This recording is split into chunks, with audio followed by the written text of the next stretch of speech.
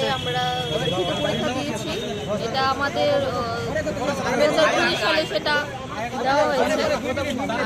সেটা 4 বছর অতিক্রান্ত হয়ে গেছে আমাদের এই পরীক্ষা দেওয়া হয়েছে।